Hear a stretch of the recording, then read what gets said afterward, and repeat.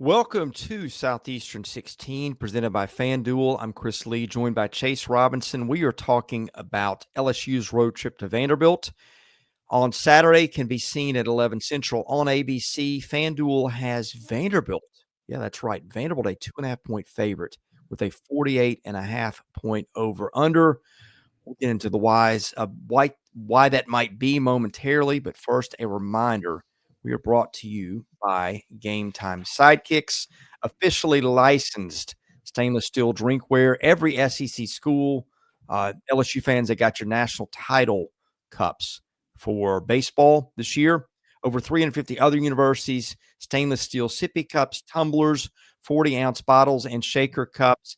SE16 gets you 20% off your entire order at GameTimeSidekicks.com.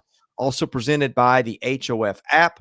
Smart bettors rely on data. HOF hands you powerful analytics at your fingertips to tilt the odds in your favor. Improve your chances of winning using historical data, matchup grades, trends, and player performance insights. HOF was created by Ivy League sports geeks to let everyday fans bet smarter. For a limited time only, our listeners not only get a 7-day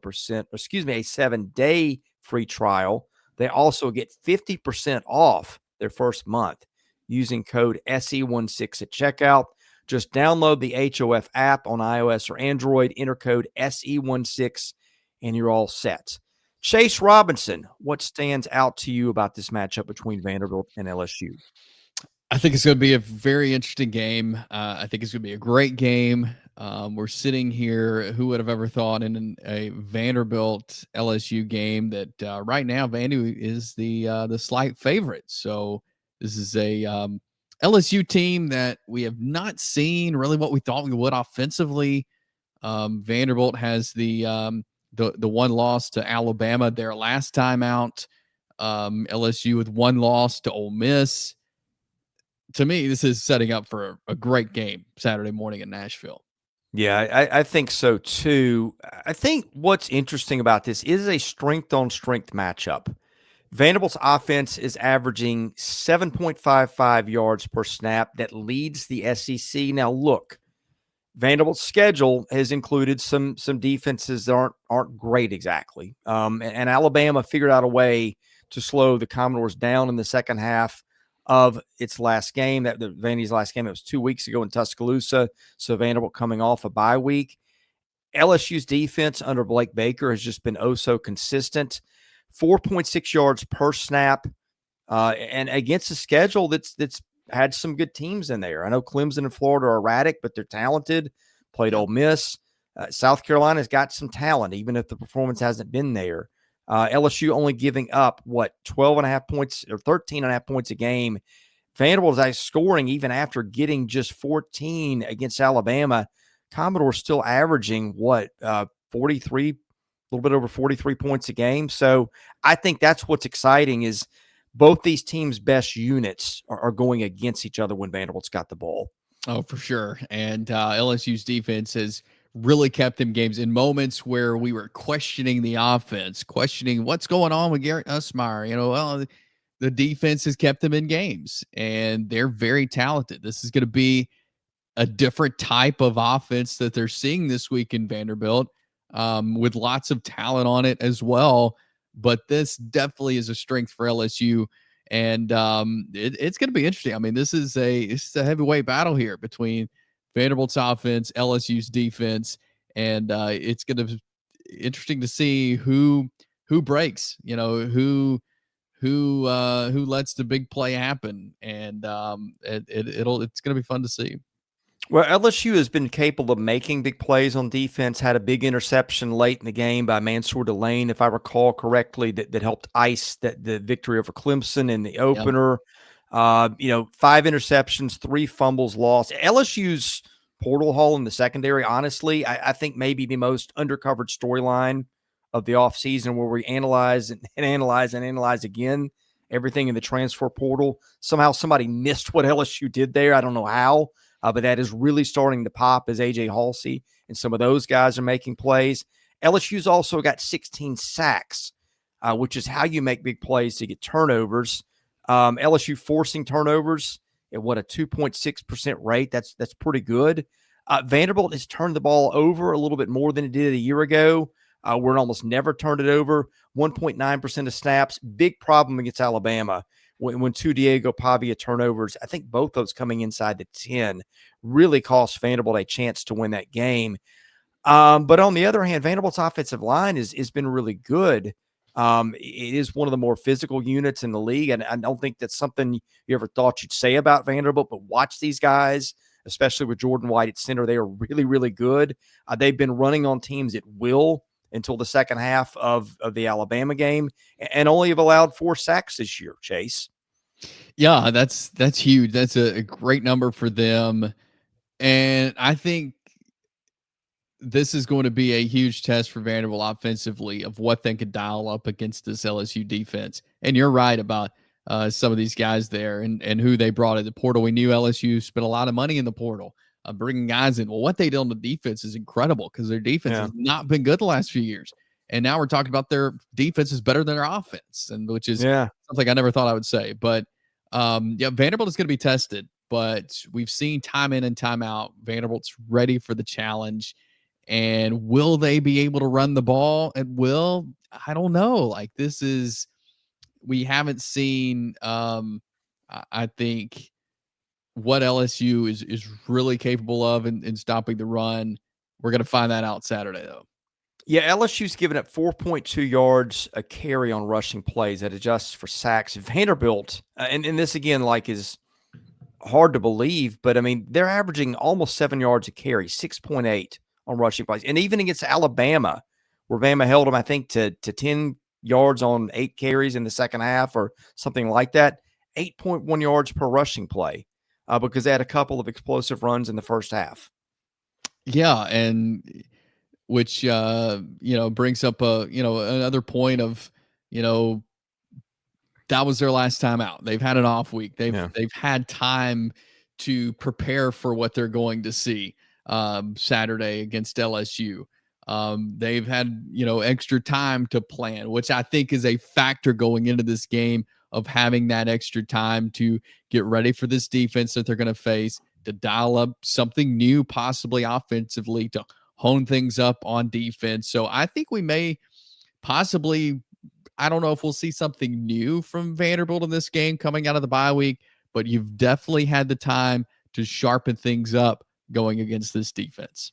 Yeah, I think if you're giving out midseason awards for coordinators, I think Vanderbilt's offensive coordinator, Tim Beck, probably gets it. I mean, Jerry Kill kind of helps out on that side of the ball. He's almost like a coordinator, but Beck has it entitled. I mean, they've just been terrific. And hey, Blake Baker, man, year 2 under Blake Baker just seems to work everywhere. Yeah, it does. So, and he was crucial. He was a crucial hire for LSU, and it's paid off. Now here's what's interesting, okay? Clark Lea was Brian Kelly's defensive coordinator at LSU. I have no idea who that gives the advantage to. Do you? I mean, I don't think anybody really, I don't. Sometimes that plays a factor. I really don't think so in a game like this. Yeah, and I think LSU's offense has just been one of the, the great mysteries. Like, I know Nussmeier's health has been, was that like a core injury? I think it was an upper body. And then like a couple of times Saturday, he came up, kind of limping too, after taking maybe a couple shots in the leg. Yeah. And so that's going to be an interesting factor. The offense just, though, is not, it's not been what it's capable of, one, but two, what we thought it would be. Like, this is, they've had a hard time at times. Maybe they've fixed some things, but his health is going to be a big deal. And also just getting some positive production consistently. And consistency is what wins games, especially at this point of the season.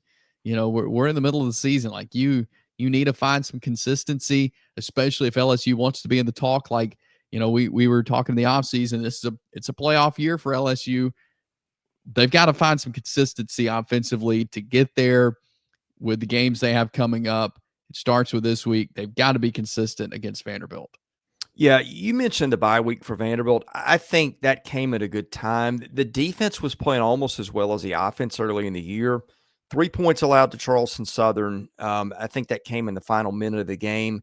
20 to Virginia Tech, all that in the first half as they locked it down in the second half, and 7 against South Carolina. Those points coming in this first half. And then 21 to Georgia State. Now they scored 70, so third and fourth teamers were playing, but still gave up some plays there. And then gave up 35 to Utah State. One of those a garbage touchdown in the final minutes. And then 30 Alabama. Again, another garbage touchdown in the final minute of that one. But the defense has gotten leakier under Clark Lea's watch this year as it's gone on. I think Vanderbilt's deeper on defense. It's been in a while. That's going to help that in getting healthier. You would hope for both teams, honestly. So I think that's going to be fascinating because I think it feels like the defense for Vanderbilt had shown its worst side right before the bye. And for LSU, I don't know if the problem is the Nussmeier injury, if it's Joe Sloan, or what it is. But like this, and maybe this is just what LSU is, right? Sometimes you wait for a team to be something different than what it's been. And like every week, it seems like it's, 17 to 20 points for this offense. But you look and like, if something crazy happens and say LSU puts up 45 points on Saturday, we'll go like, well, hey, of course this was going to happen eventually. Nussmeier is still talented, when he's healthy. They got the Andersons, although one of them was out a week ago. They found a tight end in Trey'Dez Green. They've got a pretty good running back in Caden Durham, Barion Brown. I mean, like they've got dudes and playmakers and athletes that think they've got an athleticism edge there. So like even in the side of the matchup where LSU has struggled more, like there are pieces there if they put it together on the right day. Yeah, and I do think it was big for the Commodores to have that bye week, like you mentioned, and that will anytime you get extra time to prepare, that helps. And I think we'll see that from this Vanderbilt defense of being able to maybe dial up some pressures that they do differently or just come at them in a different way and change things up a little bit. I think that was very good for Vanderbilt in this matchup. All right, let's get to picks. I'll start with you. I've been thinking a lot about this one. I've gone back and forth. I think Vanderbilt gets it done at home. I think they get the win in Nashville. They're coming off the bye week. I think that will help. I think it'll be a close game throughout, but I think Diego Pavia and Vanderbilt get it done.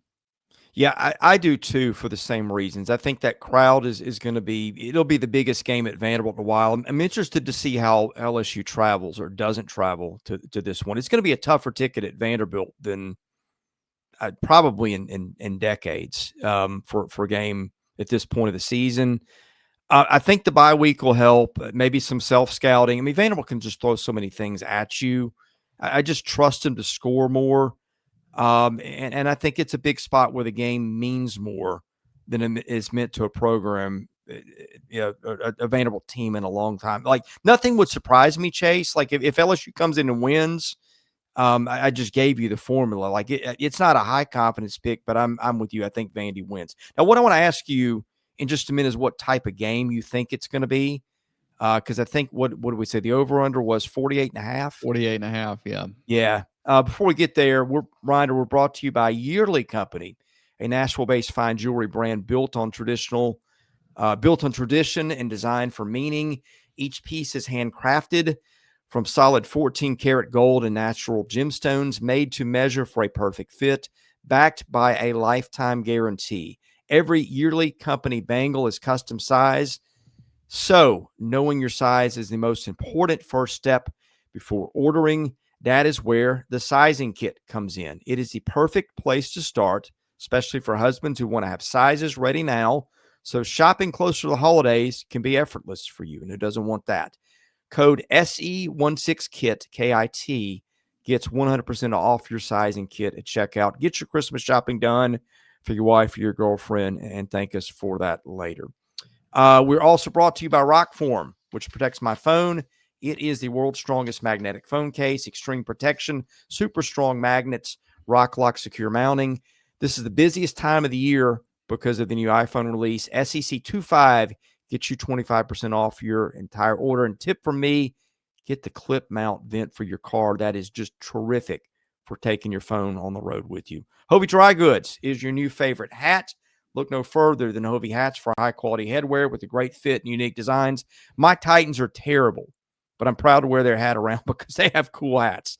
I have 2 Titans hats from them that are my favorites. Bad Beat, BADBEAT, gets you 15% off your entire order at Hovey Dry Goods. That is HOVI drygoods.com.